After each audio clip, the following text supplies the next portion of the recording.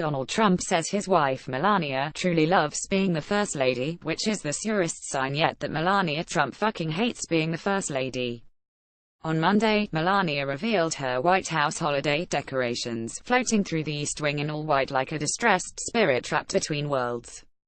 She glided past a bloodless White House replica done all up in white chocolate, past ballerinas in all white. She hovered down a corridor flanked with long white branches reminiscent of extremities stripped of their flesh, reaching for something both upward and inward. The branches were lit from below as though fleeing subterranean heat, like grasping hands emerging from graves, crops killed instantly in a flash freeze. For the first time in half a century, the creepiest thing about the East Wing wasn't the gauzy, eerie portrait of Jackie Kennedy. Christmas at the White House will be both sad and hilarious, as most of Melania's demonstrative disdain for her job is. Classic Melania. Vanity Fair ran a piece this weekend claiming that Melania didn't ever want to be First Lady, come hell or high water, and that she, like the rest of the world, didn't think her husband would win the presidential election. That story capped off months of intermittent speculation that the FLOTUS might be miserable. In Newsweek, several times over in Vanity Fair, on the cover of US Weekly, Melania's struggle, read the hot pink cover line next to one of what must be tens of thousands of sad Melania photos that currently exist.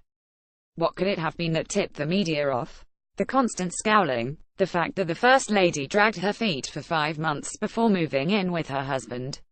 Trump responded to the latest miserable Melania story on Twitter, tweeting, "Melania, our great and very hard-working First Lady, who truly loves what she is doing, always thought that, if you run, you will win. She would tell everyone that, no doubt, he will win. I also felt I would win or I would not have run, and country is doing great. Here's what we know about the president: he lies. He lies about everything, even about things that he has no reason to lie about.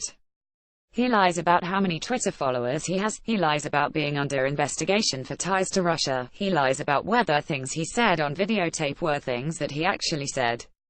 He lies about observable reality. It wouldn't be off-brand in the least if he were lying about this too."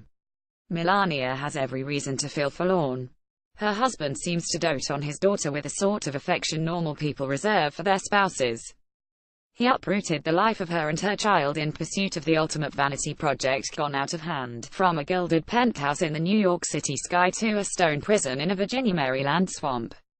And since her husband's election, most public actions of Melania Trump have been commensurate with her circumstances.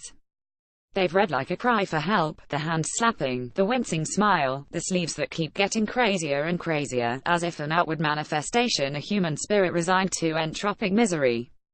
Who can forget the first couple's wooden first dance at the inauguration ball, Melania leaning away from her husband with a sort of disdain one might reserve for a sweaty armpit on a crowded subway. Or her face during the inauguration itself, a tragedy mask accessorized with a glamorous powder blue Jackie O ensemble. Melania descending a military plane scowling behind enormous designer sunglasses is the avatar of the Great American Pall.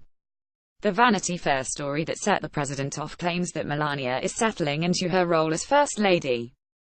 But it might be that America is settling into accepting that we have a First Lady who is terribly sad, or that Melania's resolute blankness is something onto which Americans can project their angst about the state of things. We are Melania. Melania is us.